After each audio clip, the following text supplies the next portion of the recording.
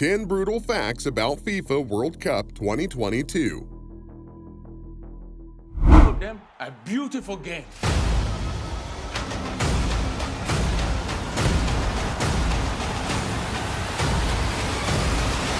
2015 was a bloody year for international football as 7 top FIFA executives were indicted on a 47-count charge of bribery and corruption by the U.S. Department of Justice. The chief of these accusations was the World Cup scandals that involved Russia and Qatar. Go out there and give something back. Fast forward to 2022, FIFA's scandalous involvement in the World Cup has inspired a lot of negativity and questions around Qatar's selection to host the tournament. Millions of fans have chosen to remember FIFA 22 as a World Cup of fraud. But what exactly do they mean? Jump in to find out. Number 1. A World Cup in winter. Beginning with the basics, all the years you've witnessed the World Cup have always been in the summer months, right? And as expected, major European tournaments mandated an off-season for the duration of the World Cup and resumed sporting activities after it. However, their crispy clean schedule was torn in pieces when Qatar decided to kick off the World Cup from November to December this year. This meant a lot of rescheduling on the part of major club leagues around the world. Well, it should have been an easy case of rescheduling. But when you put 2 and 2 together, you'll find yourself questioning Qatar's eligibility to host the World Cup, as did the rest of the world. Didn't FIFA think of the scorching eastern sun when they voted in favor of Qatar? Years later, FIFA's former presidents Sepp Blatter and Theo Zawanziger have come out to say that Qatar 22 was a bad choice. A little too late, guys. A little too late. Unfortunately, this climate concern gives credence to the numerous accusations of bribery and corruption that have trailed FIFA since 2002. According to multiple sources, in June 2019, for instance, former UEFA president Michael Platini, also one of the big boys in FIFA, was arrested by the French police for awarding the 2022 World Cup to Qatar. And as you have already known, Platini's arrest is one out of several indictments and arrests that have squashed FIFA's rep. Number 2. From camel races to the World Cup. Before Qatar's interest in the World Cup and European sports in general, they were content with racing camels in the eastern desert. But as their ambition grew, they forgot an important factor. Camels could endure the blazing sun, but players were a no-no. And since Qatar has been busy with racing camels, sources conclude that the emirate has no football history, and in turn little to no experience hosting a tournament the size of the World Cup. As usual, several fingers point to FIFA's midday bribery. Another interesting thing was the emirate's naturalization of players in the advent of the World Cup. Becoming a part of Qatar's 300,000-plus population is almost impossible. But since it's their first time, we should cut them some slack. And while we're still on the matter of talent recruitment, let's head to the next brutal fact. Number 3. Paid fans. In one of Journeyman Pictures' YouTube documentaries about Qatar's controversial World Cup plans, the Emirates' low soccer fandom was brought to public attention. And since they understood the gravity of a low turnout for 2022, Qatar decided on recruiting football fans all around the world with juicy promises.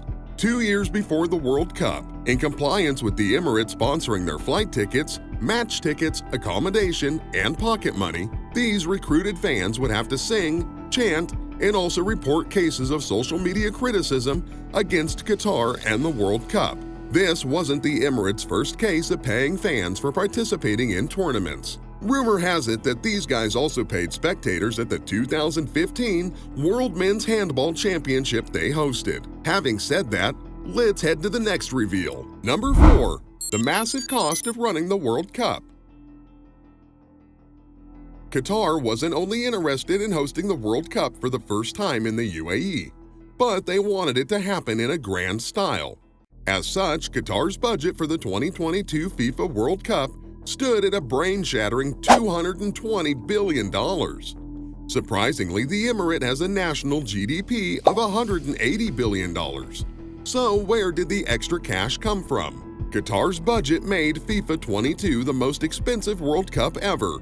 And if you dare to think about it, It's a total humiliation to Russia's $12 billion World Cup budget in 2018. Hopefully the Kremlins don't take it personally. Number 5. Non-alcohol policy. Although a lot of people had a thing or two to say about Qatar's alcohol policies, they decided to suppress their displeasure when the emirate allowed alcohol to be sold 3 hours before any of the matches and 1 hour after. Not the best of ways to whet your expectations. However, plans changed hours before the World Cup.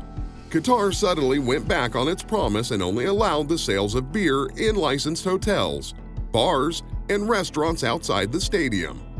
But this new policy didn't affect the aristocrats that could afford the stadium's luxurious suites.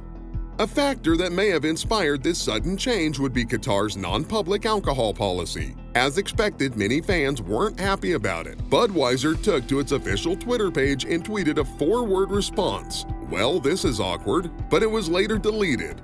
Qatar's decision meant that Budweiser would have several unsold bottles on its hands. Number 6. A clash of cultures.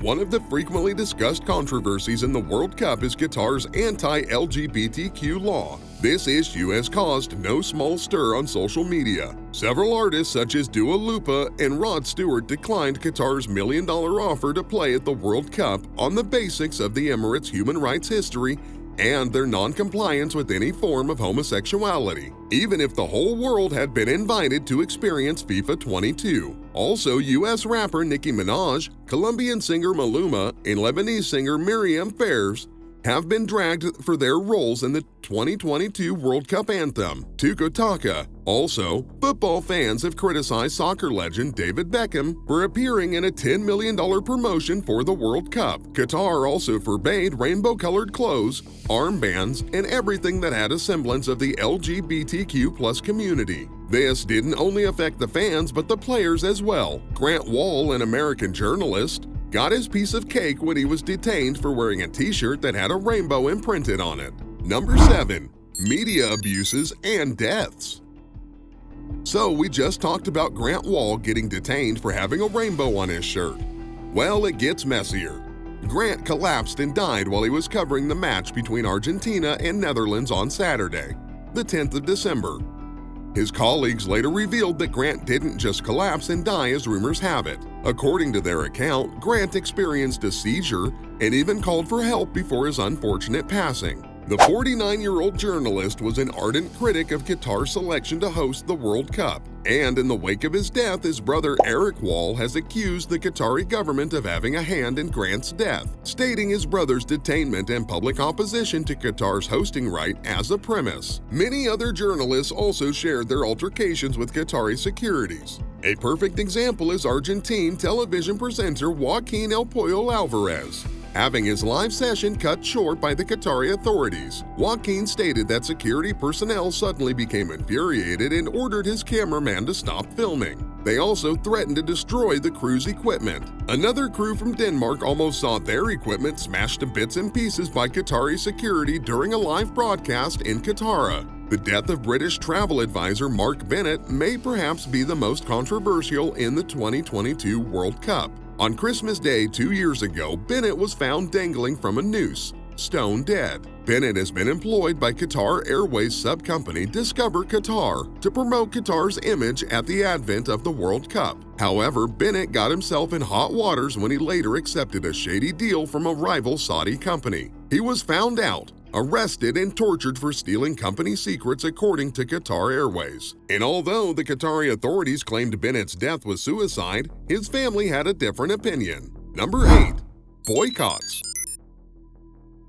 The sole reason many European teams wanted to boycott the World Cup was Qatar's history of human rights abuses, the more popular case being the horrible treatment of immigrant workers from India, Nepal, and Bangladesh. We'll talk about that later. When the rest of the world got wind of Qatar's attitude towards human rights, the decision to boycott the World Cup took effect. Germany was among the top guns that wanted to boycott so badly, but the Germans later changed their mind and decided to campaign for the improvement of human rights instead. The vice president of the German Football Association, Peter Peters, stated in a 2021 interview, Qatar has seen many positive developments in the past few years, and its football role to support those developments. Unfortunately, Germany didn't stay long in the tournament to fully register their campaign. Paris, however, stood their ground with other French cities in boycotting the broadcasting of the World Cup. But with France making it to the final, will Paris' decision to boycott remain effective during Sunday's match? Number 9. Bribery and corruption. The indictment and arrest of top FIFA executives in 2015 was only a tip of the iceberg. As we mentioned earlier, FIFA's corruption cases have been ongoing since 2002, and FIFA 22 was another opportunity for the federation's corrupt officials to collect more bribes. In fact, the U.S. Department of Justice brought up new evidence that reveals 3 FIFA officials accepted bribes to vote in favor of Qatar back in 2010. The United States had been on the run with Qatar, Australia, Japan, and South Korea to host the 2022 World Cup. Uncle Sam's forces suspected foul play when Qatar's bid won the votes. Their investigation has led to the sprawling mess FIFA is currently facing. FIFA themselves have denied these allegations over and over again, but Uncle Sam has been unrelentless in bringing the federation to book. This year, Qatar topped that list in their attempt to sway Ecuador with a $7.4 million bribe to lose the opening match in their favor. Number 10. Terrible working conditions. Among the numerous allegations that Qatar has had to face, none could be more controversial than the terrible working conditions the desert state has subjected its workers to. As the host nation, Qatar had to make sure it housed nothing less than 7 high-end stadiums before the World Cup began. Qatar's population was a few 100,000, and so they had to recruit a massive workforce of about 1 million+ workers from their huge $220 billion budget. They got workers from India, Bangladesh, and Nepal who were eager to start building. In fact, most of these migrant workers had paid over $1,000 for a Qatari visa and work permit. They soon found out that it may have been a bad decision. The workers were tied down by the Kapala system, which allowed their employers to withhold their visas and work permits. And if any of the workers fell out of favor with their employer, he'd find a bad comment on his report card and be whisked out of the emirate. Also, the accommodation provided the workers was no good. In severe cases, you'd find 300 men in 20 rooms. And on top of that, they were grossly underpaid and worked extra hours without pay. In May 2022, Amnesty International accused FIFA of turning a blind eye to reports of forced labor in Qatar. And in August 2022, the Qatari government deported about 60 migrant workers who protested against the non-payment of wages for 7 long months. Sources have it these guys were paid a maximum of $250 per month. After all the backbreaking work, according to The Guardian, over 6,500 migrant workers have lost their lives since the construction began. These are some brutal facts about the 2022 World Cup that can knock you off your seat. Do you agree with the plea of FIFA's current president to forget all controversies and focus on the love of football? Or you've got something else in mind? Well, that's all for today. Please be sure to like, comment, and subscribe. We'll have a new video for you soon.